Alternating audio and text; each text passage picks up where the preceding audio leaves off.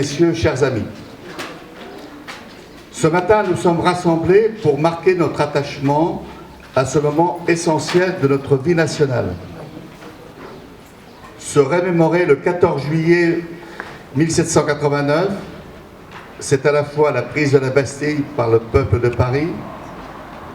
Le 14 juillet 1790, c'est la fête de la Fédération pour réconcilier tous les citoyens de toutes les régions de France et les débuts de la Révolution. Le 14 juillet est l'occasion dans toute la France de cérémonies civiles et militaires et aussi de rassemblements populaires festifs et conviviaux, une fête patriotique et républicaine. Notre attachement à cette fête, que nous avons d'abord appris à l'école primaire, est important pour nous.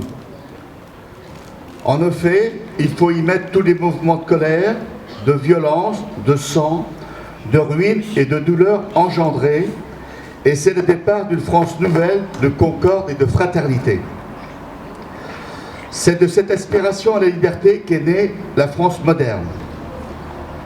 C'est pour cela que notre fête nationale retentit dans nos cœurs avec émotion, respect et allégresse. Les mots liberté, égalité, fraternité sont les fondements de notre République. Notre démocratie est issue de cette page d'histoire. Depuis ces années, notre pays s'est défendu de ses ennemis et a soutenu et s'est même impliqué dans différents pays du monde pour rétablir la liberté de penser, assurer le respect de la personne et de la dignité humaine. Cet esprit de justice si cher à nous tous. Ceci ne peut réussir qu'avec l'esprit de tolérance et du respect des opinions des autres. Il nous faut garder ces valeurs de façon collective et individuelle. C'est le ciment de mieux vivre ensemble. C'est tout cela que nous devons avoir présent à l'esprit en cette journée de fête nationale. Sachons garder précieusement cette liberté acquise dans la joie et l'union et que flotte toujours au vent notre drapeau tricolore. Mais je ne peux passer sous silence les nombreux pays du monde, plus ou moins stabilisés démocratiquement, qui sont en conflit interne ou externe. Je ne peux passer sous silence le terrorisme ou les actes de barbarie.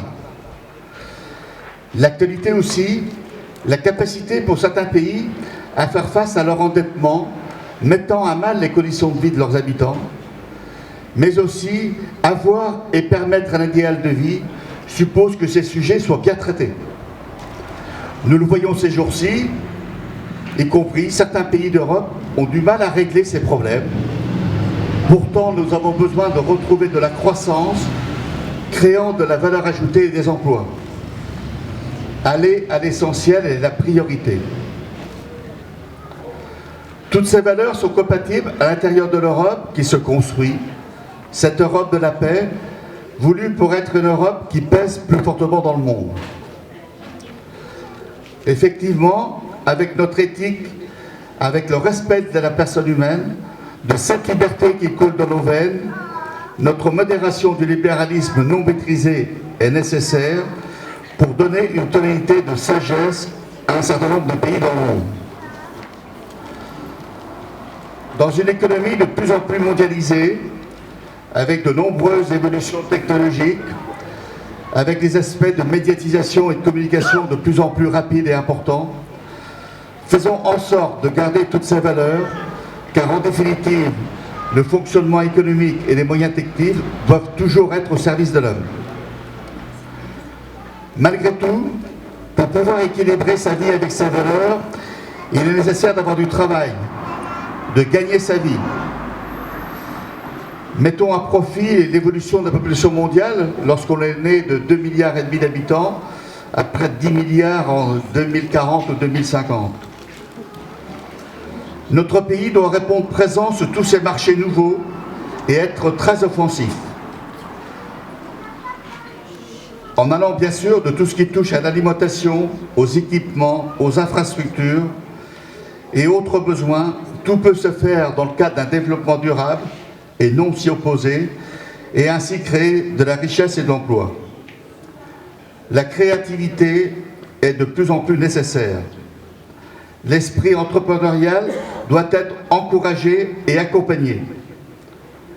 Nos entreprises doivent être stimulées, être compétitives pour prendre des marchés dans cette croissance mondiale. Il faut leur donner tous les atouts pour réussir en limitant les normes.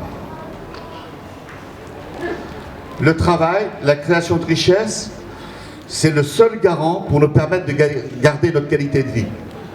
Nous devons tous nous tourner vers cet objectif qui permettra de garder toutes ces valeurs, y compris les valeurs de l'après 14 juillet, et de les faire grandir. Bon 14 juillet à tous, bonne fête nationale, vive la République, vive la France et vive Moutier-les-Moffett.